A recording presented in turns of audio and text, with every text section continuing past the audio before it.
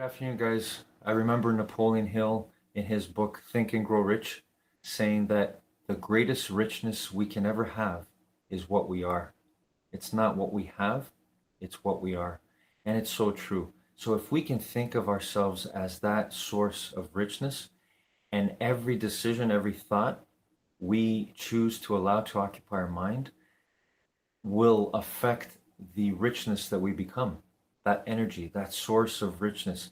We have the power to change ourselves and to have our life be everything that we are because we're that magnet. We're that magnet that will attract the things and circumstances in our life that we wish to have, but we have to be that. We have to work so hard to be that richness. And that means filling our minds with positive thought energy, endless positive thought energy. Hope this helps everyone. Have a good afternoon.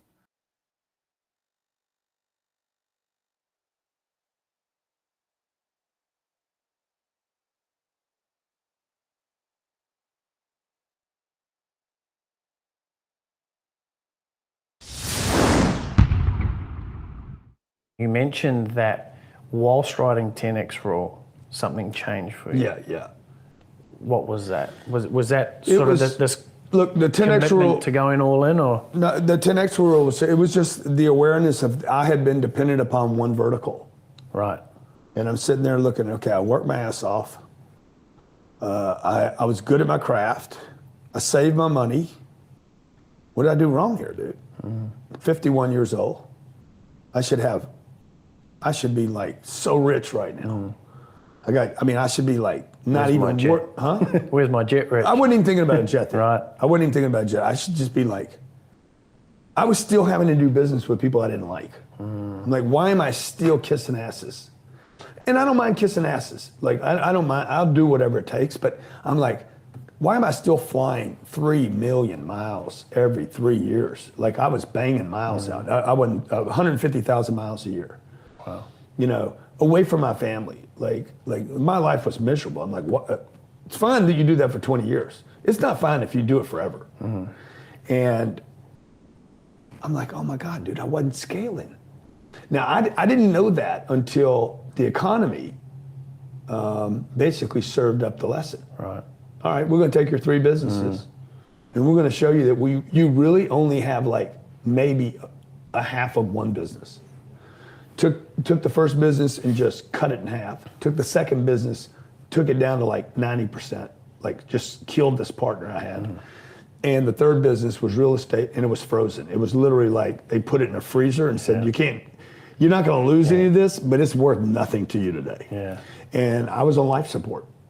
And I'm like, I'll never do this again. I will never be dependent upon one vertical, one partner, or a handful of real estate. Put your heart in your business and your head in your wallet. Your heart in your business, the business that you do, what you're running has to feed you, has to feel purposeful, has to feel like you matter, you mean something, it's having an impact, you're touching lives, you're changing the world, right? Like you need that passion to drive your business forward, otherwise you're gonna quit. Put your head in your wallet so that you have money coming in, so that you have backup plans, so that you can survive and still feed yourself and your family and pay the internet and, and everything else. Your head is in your wallet and your heart is in your business. I think a lot of times people start and they're already trying to diversify. You know, you're already trying to take on opportunities that you just see as a hot market opportunity for this year. You're trying to take on a million things because you think one of those are bound to pay off. If you don't have your heart in the thing that you're doing, you're never going to win. It's the number one rule of success. You have to love the thing that you're doing. From every entrepreneur that I followed and looked up to and researched and profiled and created videos on, the number one rule for success is you have to love the process of the thing that you're doing. But you have to bring your head with you. You know, you have to bring your head with you to make smart decisions, to actually have money left over. Making money is really important. Whether you're an entrepreneur or not, making money becomes really important. It's not number one, but it's got to be in your top 5. I'm right now going through a process of figuring out what to do with my financial situation. We've grown, you know, we're at 37 people, we're building, and it's great.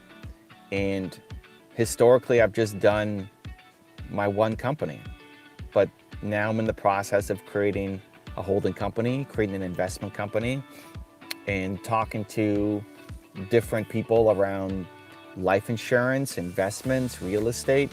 And what I keep telling them is my heart is in my business and my head is in my wallet, just to help me make the right strategic decision. With money going out, I don't care, as long as it's the best decision. Like, show me how I'm gonna make money and not pay taxes, right? Or just pay my fair share of taxes, pay what I'm required to pay, right? I am ultra safe. I do not want calls from the government. I want backup plans upon backup plans for my money and where I'm investing it. But then my heart is in my business. And I'm gonna keep coming up with new, innovative, crazy ideas of things that I can do inside my company. At the very beginning, I had no money. It was all heart, all just trying to get something off the ground. And I think people often will prematurely diversify. Will prematurely find 18 different sources of income, where the smart thing to do at the beginning is probably just pick one. Like, pick the one that will actually pay you the fastest. That's still inside of your mission, right? That's still inside of the vision you want to create for yourself. Pick the one that will pay you the fastest, that then allows other things to happen. When I'm talking to an entrepreneur and I ask them, what's the vision that you got for yourself? Where do you want to go? What are you trying to create? What's the positive ripple you want to have on the world, right? What is that? They tell me their big plan and big goals and big dreams. It's amazing. Okay, well, what are you going to do tomorrow? Like, how do we start funding this? Because they're still at a job, or they just started and they're just making ends meet. And I remember being that person. And being too ashamed and embarrassed to ask for help. I'm making $300 a month. Like, that was me. I get it. Okay, so what are you going to do to start building that? And that's where people struggle. That's where people fall down. It's like, what are the next steps?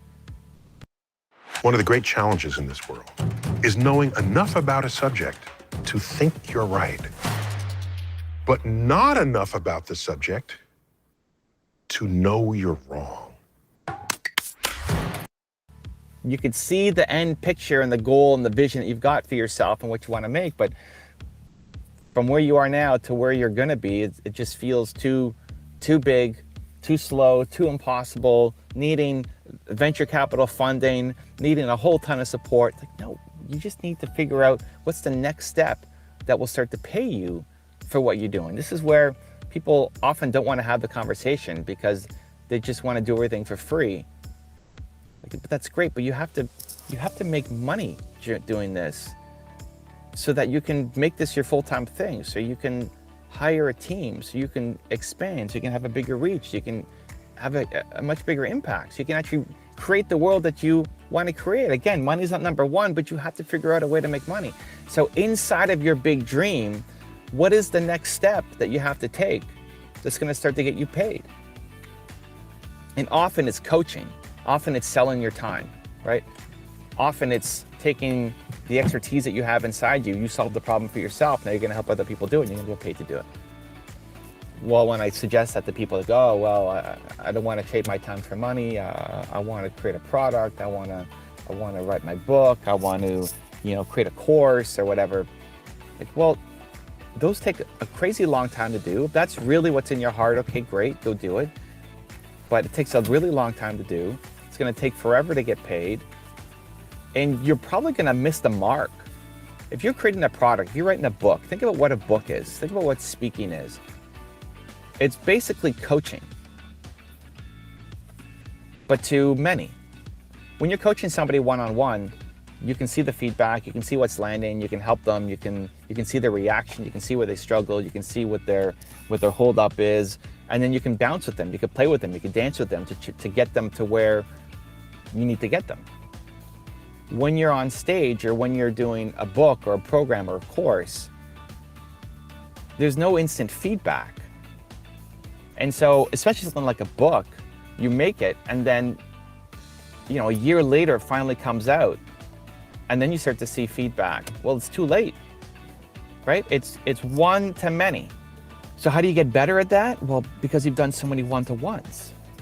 If you want to be a great author or a great speaker or create great programs and courses, it's on the back of you doing a lot of one-on-ones so that you know what the reaction is going to be, you know what the feedback is going to be, you know where the holdups are going to be, you know where the struggles are going to be, you know that, and so you can address it.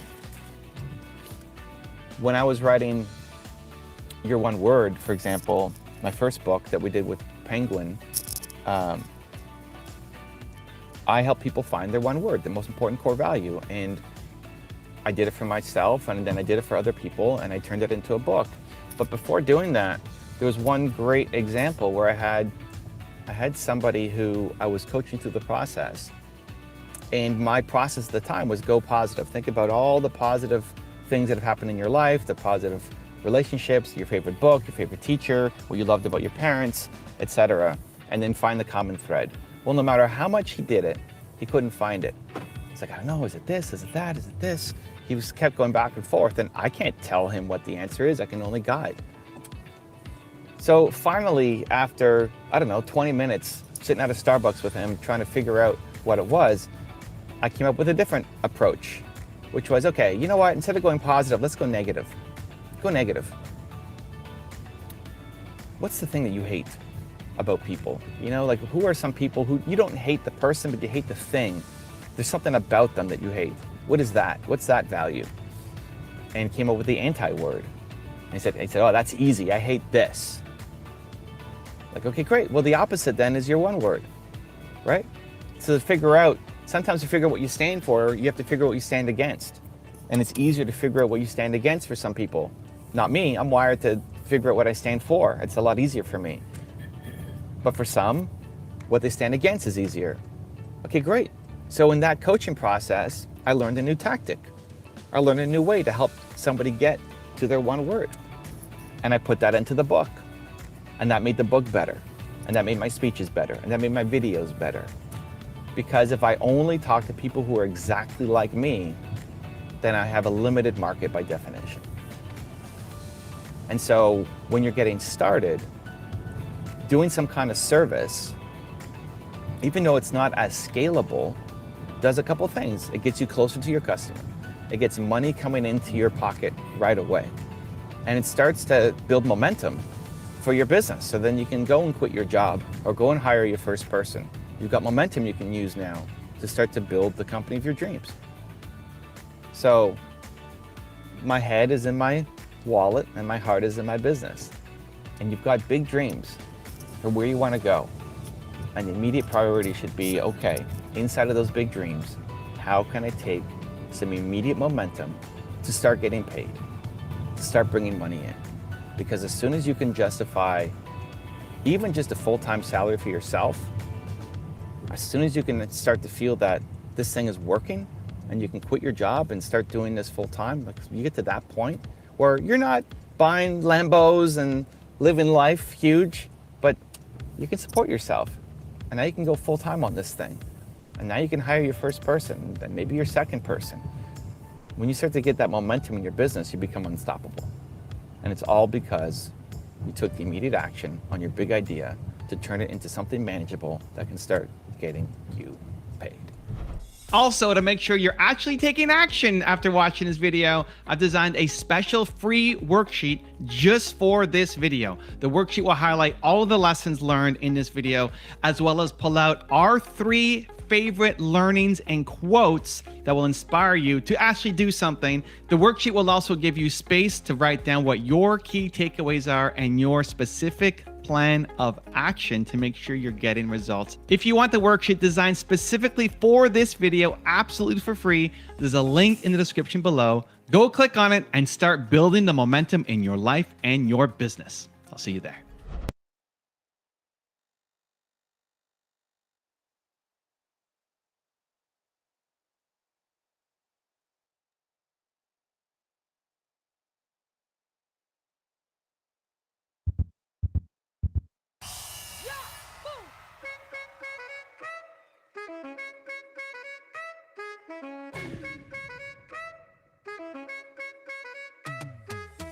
Mezclao, somos mezclao.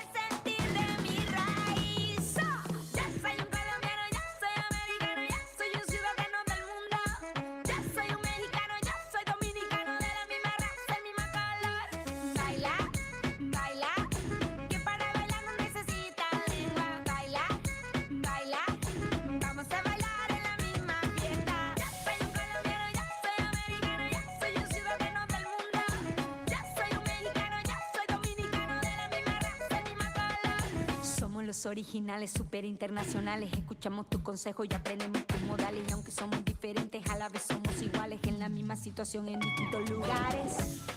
Somos internacionales, sin importar cuántas ni cuáles.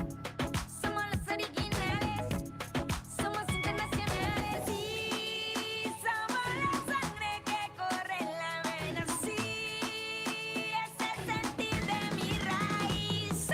Ya soy un colombiano, ya soy americano, ya soy un ciudadano del mundo. Ya soy un mexicano, ya soy dominicano, de la misma raza, el mismo color. Baila, baila, que para bailar no necesita lengua. Baila, baila, vamos a bailar en la misma fiesta. Ya soy un colombiano, ya soy americano, ya soy un ciudadano del mundo. Ya soy un mexicano, ya soy dominicano, de la misma raza, el mismo color. Todo el mundo, porque lo siento así, volver a la raíz, no pertenecer en el mismo lugar, en el mismo lugar, en el mismo lugar, en el mismo lugar. Sí, somos la sangre que corre en la vena, sí, es el sentir de mi raíz. Ya soy un colombiano, ya soy americano, ya soy un ciudadano del mundo. Ya soy un mexicano, ya soy dominicano, de la misma raza, el mismo color. Baila, baila, que para bailar no necesita lengua. Baila, baila, vamos a bailar en la misma fiesta. Ya soy un colombiano, ya soy americano, ya soy un ciudadano del mundo. Ya soy un mexicano, ya soy dominicano, de la misma raza, el mismo color.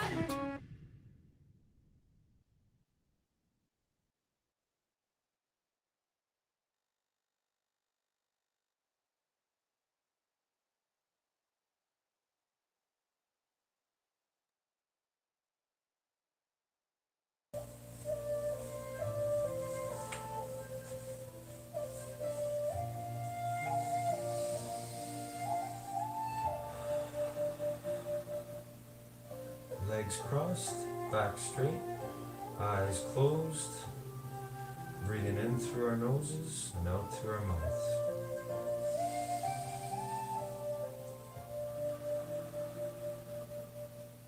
Feeling the power of you controlling your breathing.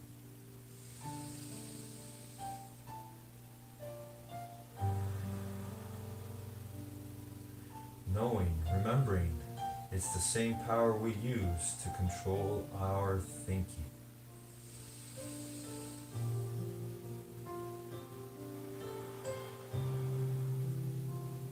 Now use that power. Use your determination to see in your mind today your best effort in all the exercises, stretches, movements we do here together.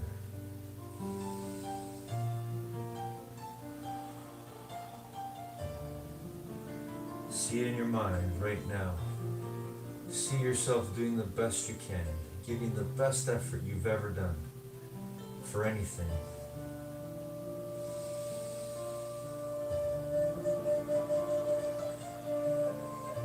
Maybe you want to visualize the last time we did these exercises and stretches together. Go there and think right now about what you could do better or differently this time.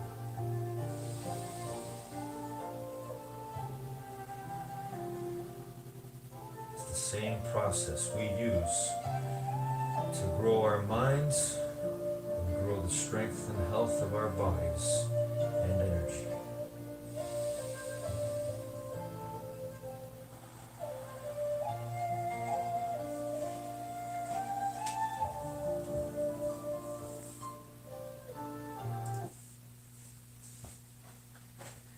Alright, good morning, determination. How's everyone today? Another day in the gym of life. Wherever you are, if you're at home, outdoors, indoors, let's go. Let's make this the best gym period ever. Here we go. Alright, when I say go, we're going to start jogging on the spot. But for now, if you would like, just to slowly warm up, you can walk on the spot or walk side to side. Okay, so walking on the spot first or side to side, wherever you are. When I say go, we'll start jogging. Ready, and go.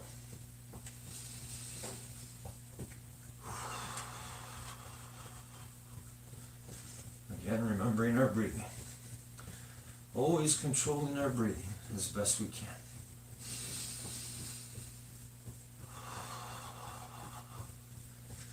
And focusing on the movement of our body right now. The awareness of what we're doing. The awareness of being here together right now. United in the gym of life, always, wherever we are.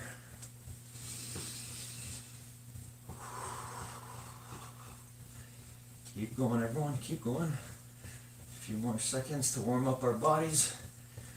Feel the power of your heart beating faster. Your breathing wanting to change and go faster, but you get to control that breathing. Always the way we control our thoughts. And stop. All right, everyone, walking. Just gonna walk side to side here. You can do the same. Remember to always move safely within the space that you have. Continue to take deep breaths in through your nose and out through your mouth.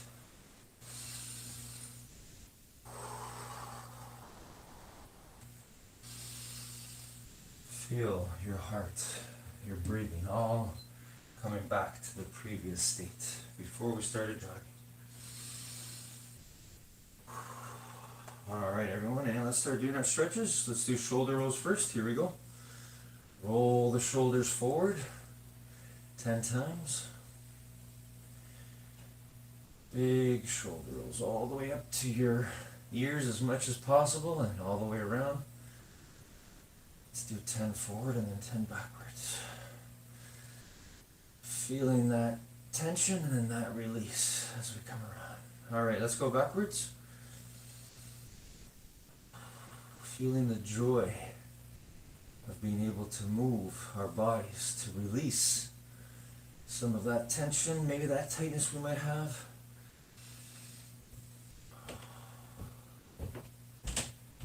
So important that we work on our bodies and our minds every day. As we work on one, we work on the other. All right, arm circles forward, everyone. 10 forward. Here we go. Slowly, all the way up and around. Excellent.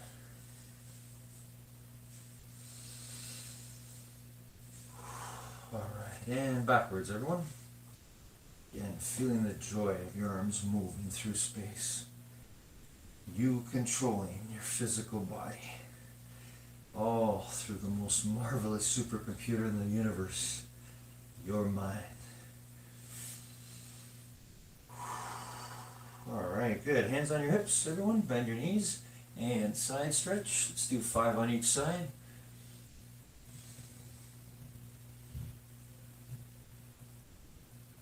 All right, excellent. Okay, let's twist our bodies now. Twist. Again, 5 on each side. Feeling the joy of moving our midsection of our body. Just the middle point of our body. All right, excellent. Okay, let's do 5 push-ups, everyone. Our best 5 push-ups. Here we go. All the way down, all the way up. The best you can. All right. And 5 sit-ups. Best 5 sit-ups ever. Here we go.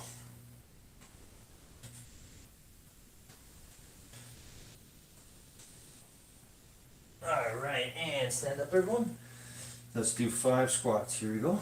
All the way down, all the way up. Down. Looking straight ahead. Feet flat on the floor. Excellent. Let's do 6 lunges, 3 on each side. Alternating legs. Arms out. Back straight. Good. All right. 10-second plank, belly's knees off the ground. Hold it there for 10.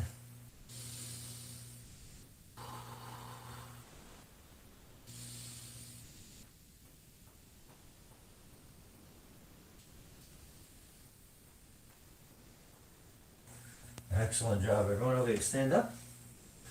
And reach for the ceiling or the sky, wherever you are, on your toes. Here we go. Reaching and holding it there for 10 seconds.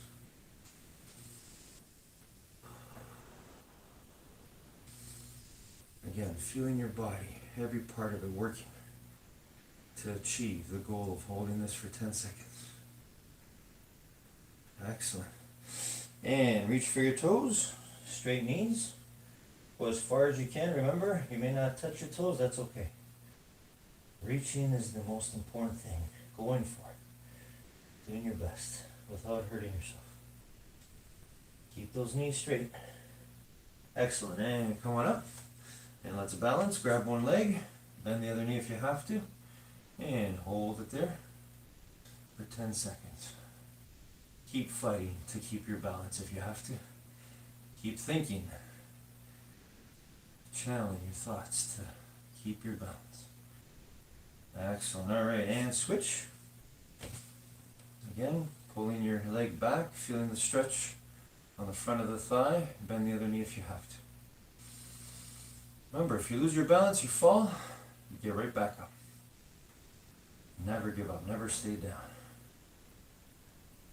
Always do your best to get right back up. All right, here we go. Let's hug our knee now. Hugging the knee, pulling it up. Once again, thinking about what we're doing. Trying to find that balance point. Bend the other knee if you have to. Hold it for 10 seconds.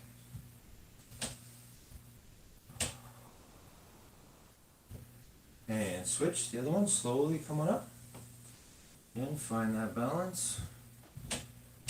Feel your body working to find that balance. Alright, excellent. Holding it for 10. Okay, and good. Let's sit down, everyone, and reach for our toes. Straight knees. Hold it there for 10 seconds. Again, thinking about our breathing. One great breath in at a time. One great thought in at a time. Alright, let's make a V shape with our legs and reach for the floor as far away from our body as we can. Just reach. Reach as far as you can go away from your body.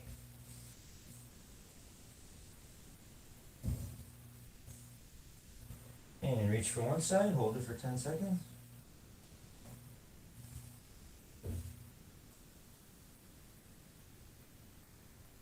And good, the other side, 10 seconds. Again, if you don't touch your toe, it's okay, just reach. Reach, always go for it, always do your best. If you feel a pain, make sure you come back a little bit. Okay, and feet together. Gently push your knees down with your elbows. Hold it for 10 seconds again. And always remember that breathing. Good air in. And bad air out. Good. And one leg forward, one leg back. Keep the knee on the ground. Go as far back as you can. Hold it there for 10 seconds.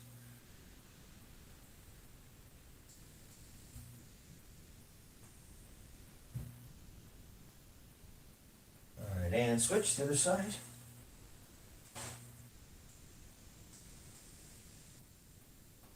Again, keep that knee on the ground so you feel the pull on the front of your thigh. Doesn't matter if you're not all the way back with your back, it's okay.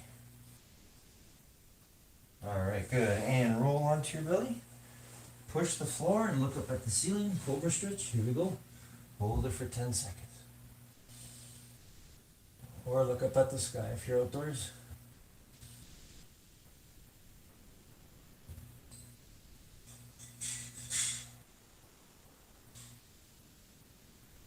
Alright, and legs crossed again, everyone.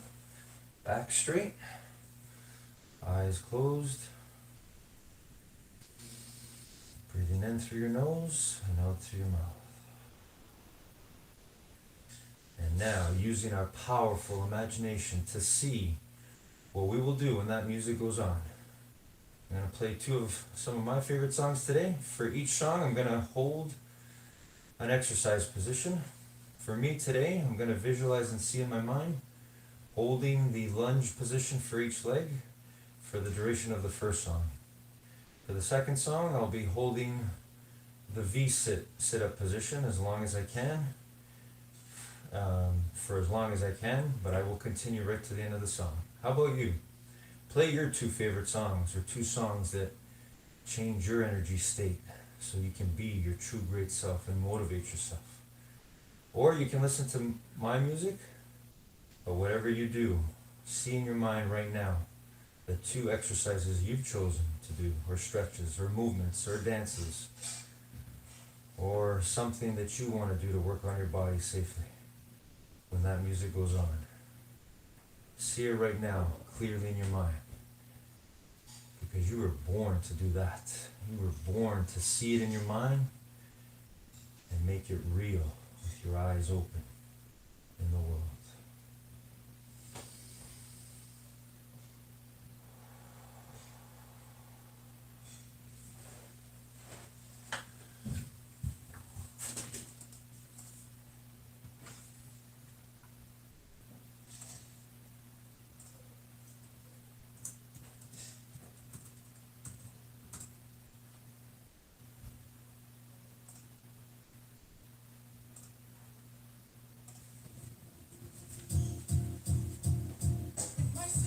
All right, here we go, determination, here we go. For me, it's lunge position, here I go.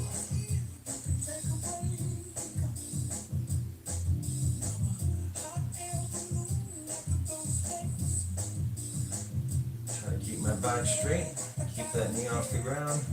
If you're doing the same, again, do your best. Hold it there as long as you can. I'm gonna try to hold this leg for half the song and then hold the other side for half the song.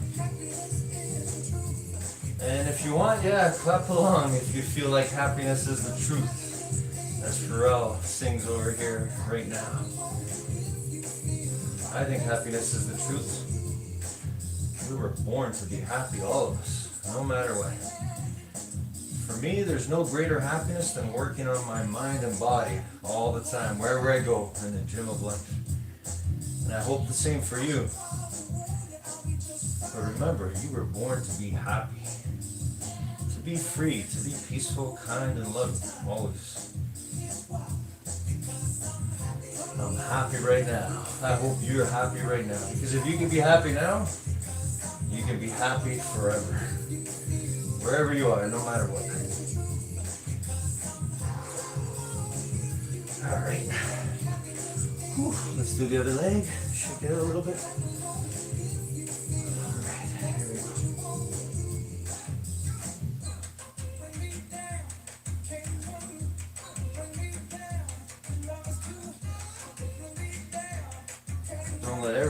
Don't let anybody or anything ever bring you down. You were born to be happy. That's up to you. Always up to you. No matter how hard things are, always remember your determination. Your power to determine, to make the positive, accurate, truthful, winning, loving choice. Always. To be good. To be your best for others, no matter what. Even when things are uncomfortable, like right now, this is getting uncomfortable for me. But I get to keep going. I get to keep using my determination. Because I'm happy, I love it. And I want happiness for you and everyone, the whole universe.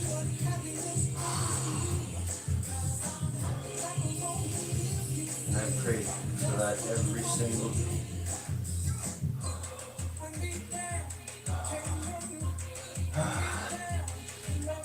Whew. Song's not over. I gotta keep going. Let's do the other leg. Let's do the other one. Yeah. Let's clap along, yeah. Happiness is the truth for sure. Here we go. And switch the other leg. There we go. Find that balance. Let's go, everyone. Clap along wherever you are. Happiness is the truth. Let's go. Thank you, Pharrell.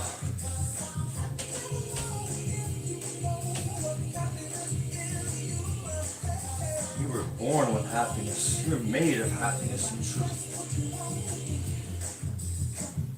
Oh. All right, I'm proud of your effort, wherever you are. Let's go. Kira and Zach are collaborating.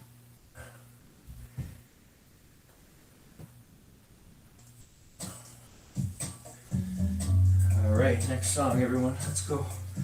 V-sits for me, V-sit up for me position. How about you? What are you gonna work on? Let's see.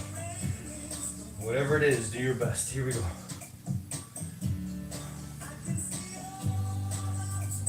If you want to try what I'm doing, go for it. Let's go, everyone, together.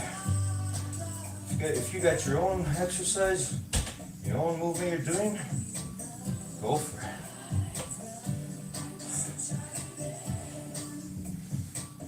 It is a bright, sunshiny day where I am, right here, right now, doing this video for you, for all of us, for myself. And I hope the same for you. But more importantly, I hope that it's bright, clear, and sunny, always in your mind, right now, wherever you are. Because that's always up to us.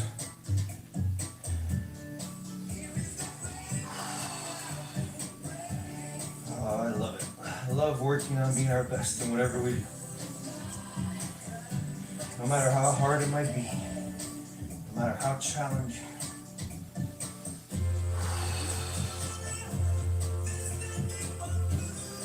There should always be nothing but blue sky thoughts in our mind. Clearness, clarity. We can do it. It's up to us. We were born to do it. To let those dark clouds pass, those thoughts, those negative thoughts. And remember the truth of what we are, who we are. Oh. Whew. I love it. I can see clearly right now. I know I got more. Here we go. Song's not over. Let's go, Mr. Francis. Let's go. Let's go. Let's go, Nick. Here we go. Keep going, everyone, wherever you are. Keep going. Let's go. This is the best effort ever we're giving, right? The best effort, no matter what. The way we do this is the way we'll do everything. Fall, we get right back up. Still not over. Song's not over. Let's go. Keep going. We fall, we get right back up. Never give up. Never.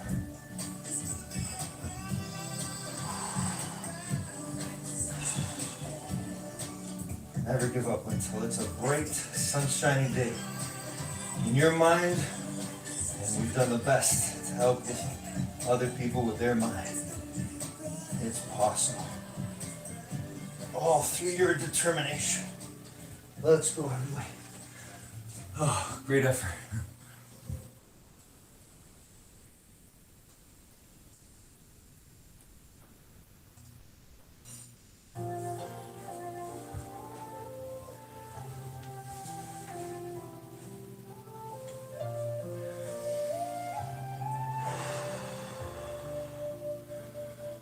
And here we are again.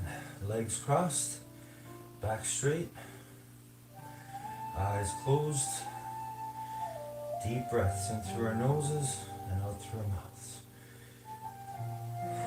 The way we began.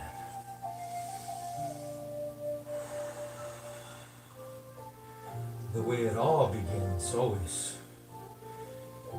Always with our thoughts.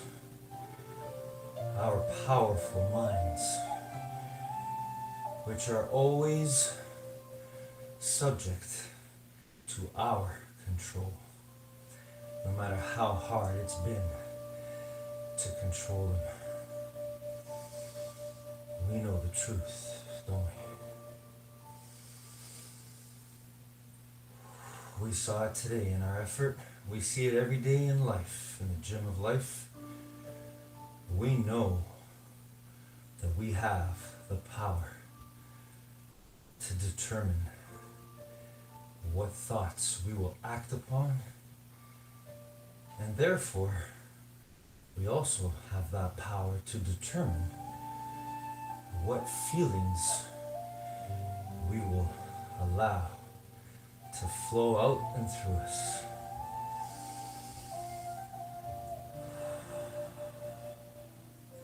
Because our feelings are ultimately connected to our thinking.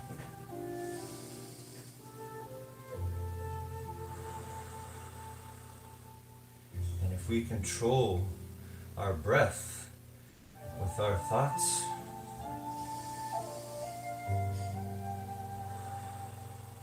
we can always control our thoughts and therefore our feelings.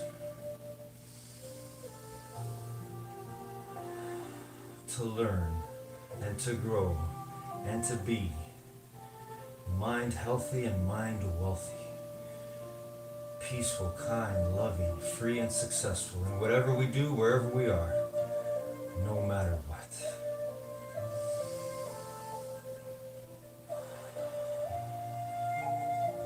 That's why we are already, whether we know it or not, determined nation.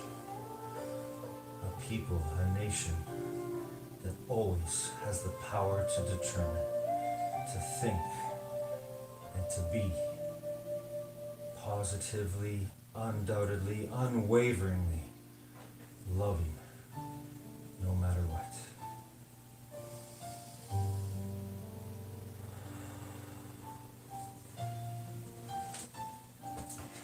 Great job today, everyone. I love you so much. Another great time here together. This is probably one of our last for the summer. I hope you enjoy every moment, wherever you are, whatever you're doing. Whether you're in a classroom, at work, at home, wherever you are. Enjoy every moment. It's been an absolute pleasure to be with you, to continue growing our minds and our bodies together. But remember the truth, no matter what. Wherever you go, wherever you are already in the gym of life, where you can always grow your mind and your body. I love you. Thank you so much for always helping me grow my mind and my body. And may today and everything we've done together, our time together, and wherever you are, with whoever you're with, may that always be an expression of who and what we really are. I love you, everyone. Have a great summer. I will see and connect with you as soon as the time comes. I love you all.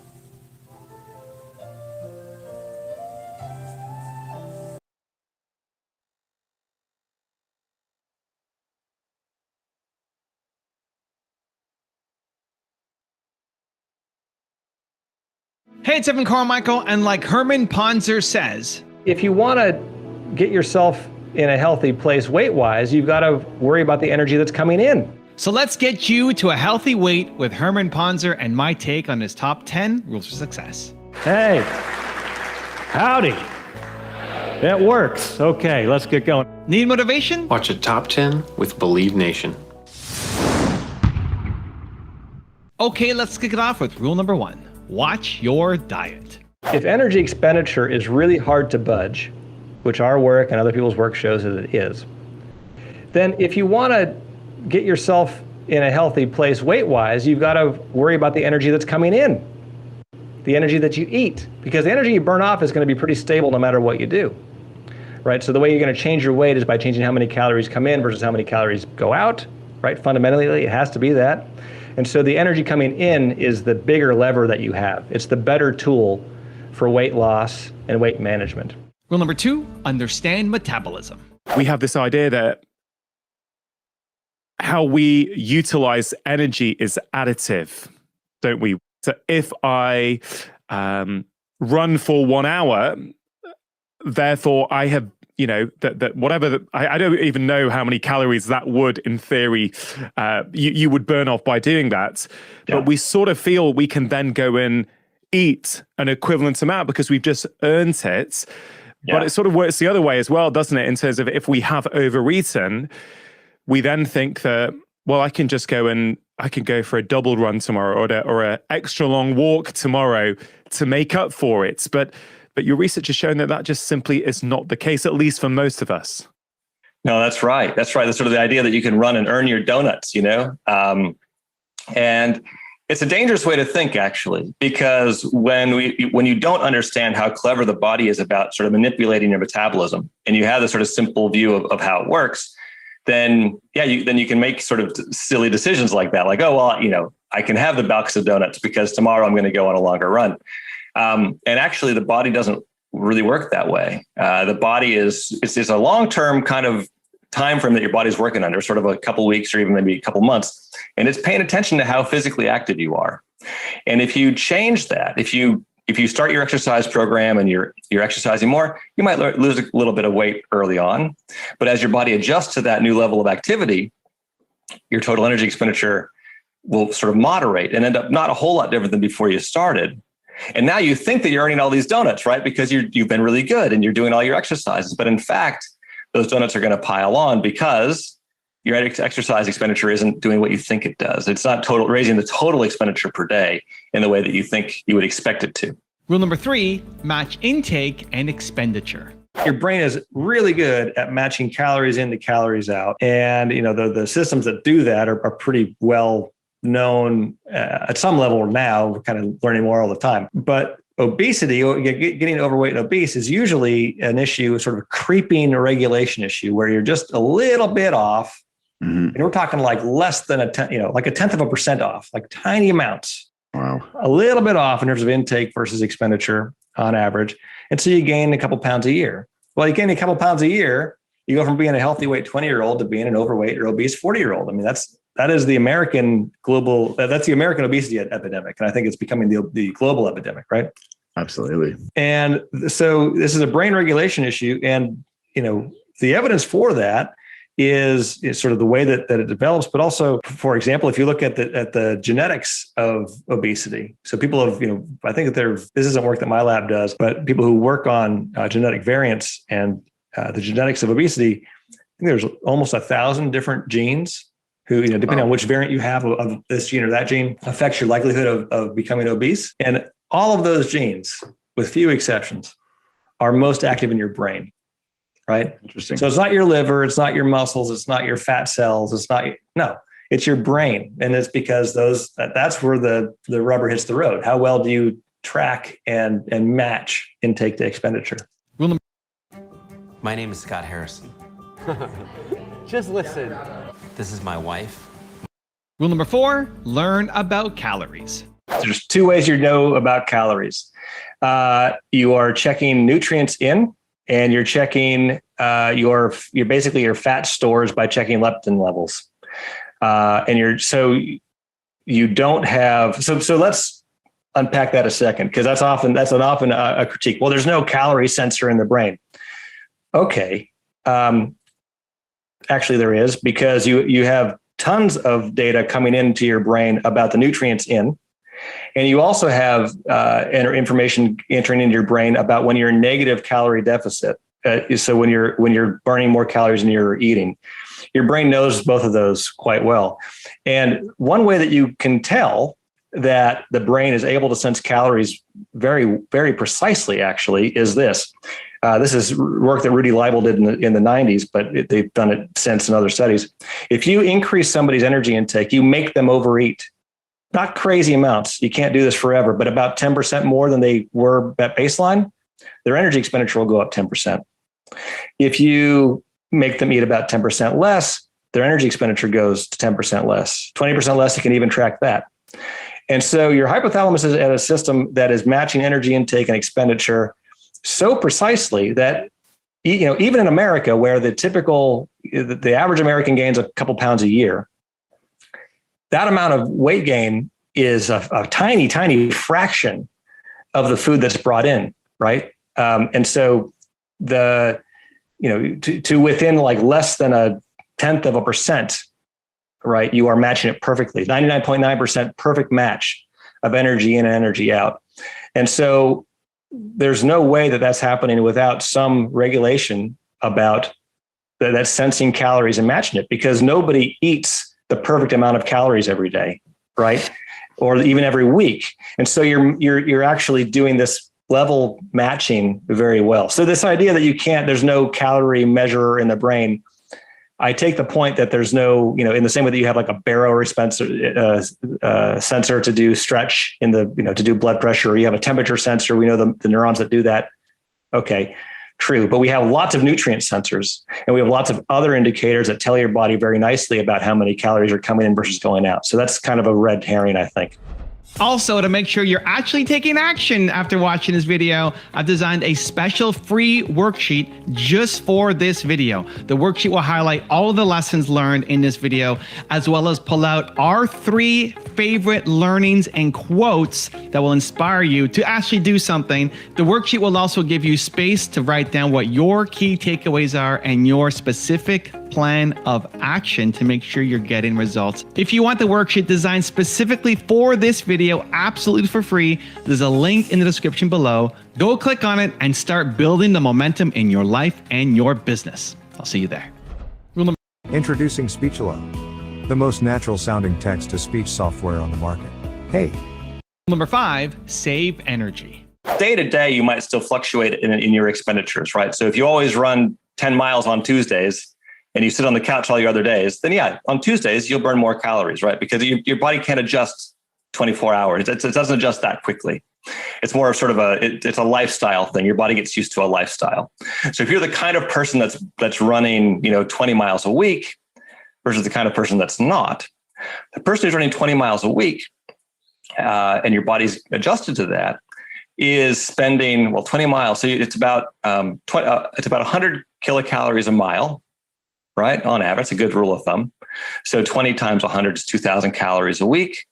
So 2,000 calories a week is being spent on exercise for you. And that means that person is spending 2,000 calories less on all the other stuff. And so that's what's exciting for me as an evolutionary biologist, is figuring out what does the body prioritize, right? And so we know that some of the things that the body's reducing its expenditures on, right, the things it's taking away from, are some of the really good things that exercise does for you. So if you look at that person who's running 20 miles a week, they're going to have lower inflammation levels. But what is inflammation? Inflammation is actually energetically costly immune function that your body doesn't need to do, right? It's your innate immune function always on high alert when it doesn't need to be. And it's actually bad for you to have high background levels of inflammation. Yeah. Stress.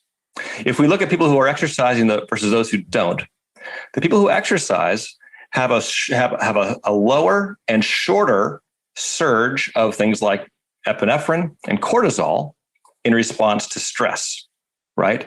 And so they're spending fewer calories on that stress response. And if you are over the course of the day, you're constantly being on high alert because, right, that's not good for you either. So actually the suppression of that stress response is probably really good for you. People who exercise a lot will have healthy, I want to stress this, healthy, but lower testosterone, estrogen, and progesterone levels on average, a bit lower. And that's going to help you save energy too. So your body's basically, and that's probably not the only thing that your body's doing. You might be making other sort of subtle adjustments about how do you sit rather than stand, that kind of thing. So your body's kind of making all these adjustments, and that's how you make the numbers work. That the people don't spend the 20 miler a week and the sedentary person don't have different expenditures overall, because the 20 miler a week is spending less on these other things. Rule number 6, avoid processed foods. The genetics, the gene pool hasn't changed from that picture of the 1950s to today, right? The genetics changes, gene pools change much more slowly. So it's obviously it changes the environment, and it's the food environment. I think all evidence points to it's the food environment. And the big problem is, well, it's probably a lot of things, but if you had to point your finger at one thing, it's this predominance of ultra processed foods, right? These engineered combinations of salty, sweet, right, fatty, crispy, it's this melange of flavors and textures that our bodies, your brains are never evolved to experience, right? A odds a man, a woman never experiences a Domino's pizza or a fried ice cream, or, a deep fried Snickers bar or something like that. Yeah. And, it just completely overreacts, right? The reward systems go crazy. And it's people have shown it's basically similar to addiction, right? It's similar in that in response to addiction, and you overeat because it's engineered to make you overeat. What happens is we say, oh, it's ultra processed food.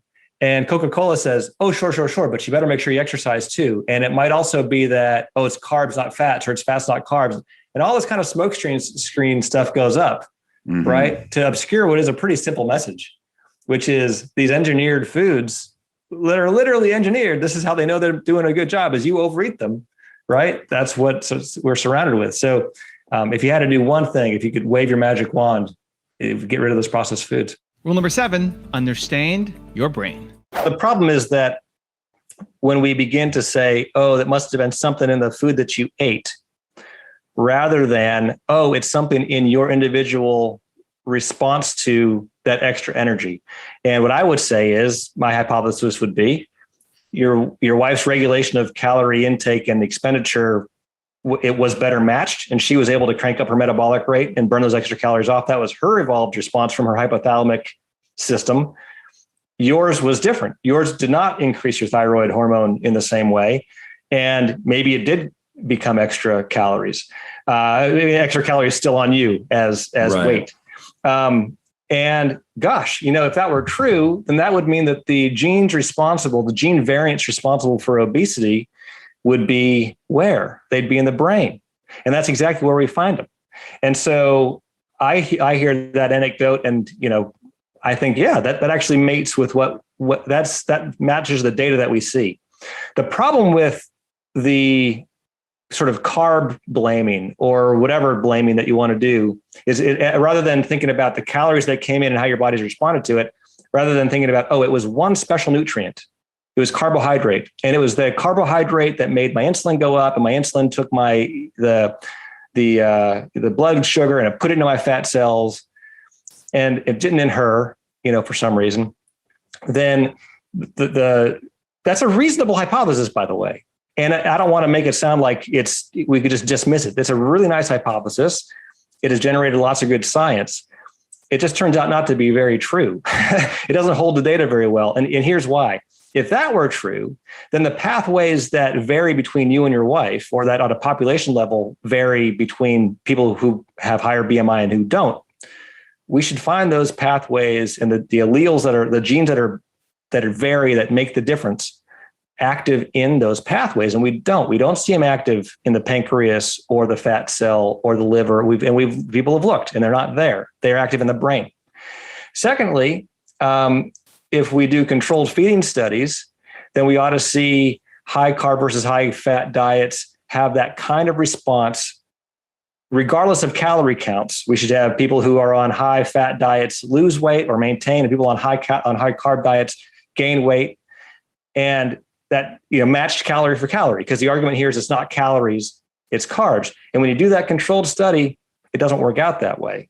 It really does come down to the calories are what determines the weight change or maintenance, not the carb level. So that's work that, like, for example, Kevin Hall has done, but not just him, other people have done it too.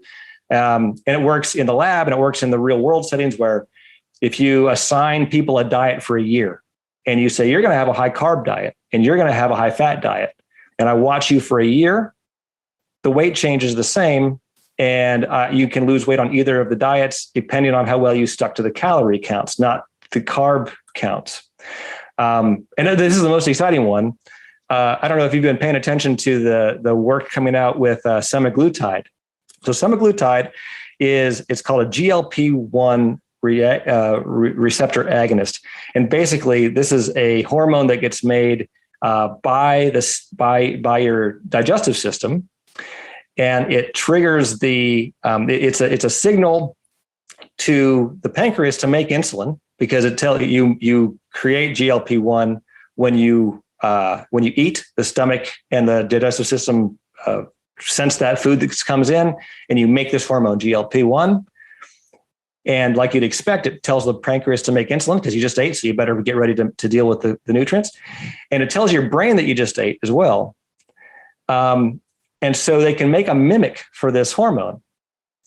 Well, this mimic for this hormone does two things. One, it increases your insulin levels, and it tells your brain that you ate. You didn't really, but it tells your brain that you ate. this is a perfect test of the carbohydrate insulin model, because if it's only insulin that matters, then you should gain weight because your insulin's gone up. And if it's only signaling about hunger and satiety in your brain and the hypothalamus system that matters, it should make you lose weight because you told your brain you ate. And it is the most effective weight loss therapy since bariatric surgery. People lose 20% weight on semaglutide.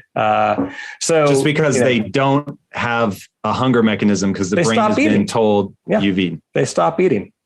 And their insulin levels, by the way, are higher, at least initially. The good news is if you lose a lot of weight, which you do, then your blood glucose levels go down and your insulin levels go down. So all the good things happen anyway. It isn't like your insulin levels stay high forever. And high insulin probably isn't good for anybody, regardless of whether that the CIM, the carbohydrate insulin model is right or not. So it gets all those things down and that's good. But the initial input is actually increased insulin, not decreased. Rule number 8, monitor energy prioritization. Chimani. The Chimani. Yeah. And I found it fascinating that that they 70% of them have an active parasite infection in their guts. Yeah. And therefore, I think you're saying that actually because there's that background level of infection and therefore inflammation, that the body is potentially diverting more energy towards the immune system and less to other parts of the body? Yeah, so the Chimani show this. There's another group where we've showed this even since the book has come out. Actually, this stuff is moving so fast; it's really fun. But there's a group called the Shuar, which is another. They're also an Amazonian. So the Chimani live in Bolivia. The Shuar live in Ecuador, and they're both sort of Amazonian rainforest populations. And the Shuar, my postdoc at the time, Sam Erlocker, did this great study looking at children. And so we had Shuar children who are very remote. They do a lot of hunting and gathering. They do a little bit of farming, but a subsistence, sort of simple, traditional lifestyle.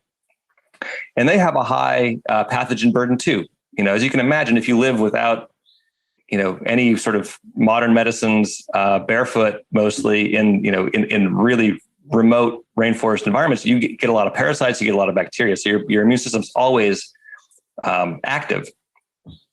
And those kids, they have elevated basal metabolic rates, just like we see with the Chimani. But what's cool is with the Shuar population, we've got children, so we can actually measure their growth while they're, because they're kids. And Sam's able to show very nicely, if you look at the amount of immune activation, short-term immune function was something we measure with CRP, C-reactive protein, which is your body's first flush of immune response to a really, an acute stress. Kids who have that, they grow less in the subsequent couple of weeks. Kids who have these sort of long-term, markers, there's different immune function markers that we can use to say, oh, that's a long-term infection, or that's a short-term response. The long-term responses are correlated nicely with kids' long-term growth. So the kids that are constantly getting the most immune hit, right, are backing off of their growth. And sure enough, when you measure expenditures, right, total energy expenditures, their total energy expenditures are the same as kids in the US or Europe, right? So these kids are in other words, these kids are all playing with the same energy budget. You all get the same number of calories and you can spend it however you like. And if you spend it on immune function, you've got less to spend on growth. It has to be that way, right? And sure enough, that's what we see. So that prioritization is just super interesting to watch happen. Rule number 9, exercise. Just because exercise by itself isn't a great tool for weight loss, and might not even get your daily energy expenditure to change very much because your body makes those adjustments. Those adjustments are actually what's good for you, or part of what's so good for you. So we can first of all say that there are a lot of benefits of exercise that have nothing to do with the calories burned, right? That have nothing to do with calories at all. So stronger muscles, sharper mind, right? Better immune function, getting outside. If you're exercising out, there's mood effects, right? So there's all these great effects that have nothing to do with calories, and you should exercise. If it was only that, you should exercise for those alone. But the calorie stuff is actually really exciting because it turns out that all those calories you burn on exercise, the big effect is that those are calories that are taken away from other functions. That's the way you can think about it, right? So if you spend a lot of energy on exercise, your body's going to spend less energy on inflammation. It's going to spend less energy on stress reactivity. We think it's going to help keep your reproductive hormones in a sort of safer range. And so, those are all really good things, and so that's just adds to why, in other words, the metabolic adjustments don't take away from why you should exercise. They actually add to why you should exercise. And rule number 10, the last one before some very special bonus clips, is keep healthy food. The energy that you burn on exercise is so little compared to the energy available in a donut, for example. A typical donut has, let's say, 300 kilocalories in it. That's a 3-mile run, okay?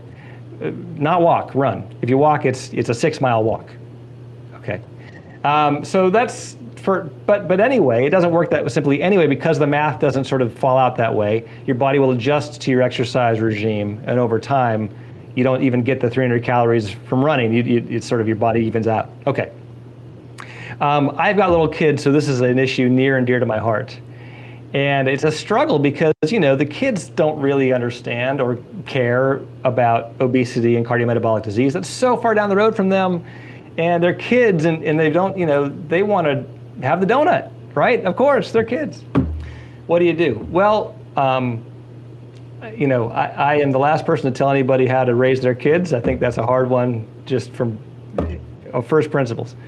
But also, tell you what we do is we try to keep healthy food in the house. And I think this is good for adults too. The kids can't have the donut if it's not there, right? And so, our kids occasionally have snacks and occasionally have dessert, that kind of stuff. We aren't too draconian about it, because I think if you make it be this big, scary thing, or this big, shaking your finger all the time, I think that can lead to unhealthy feelings about food as well. So it's a real tightrope here. And I'm not a food psychologist, and I'm not so this is just a parent telling you what I do based on what I know. But try to keep healthy food in the house, try to encourage healthy snacks as the first choice. And I think that's the best you can do. I think what you have to do. And you can't tell little Timmy, in your example, that running around the block earns him the donut, because I think that sets up the wrong understanding about how these things work.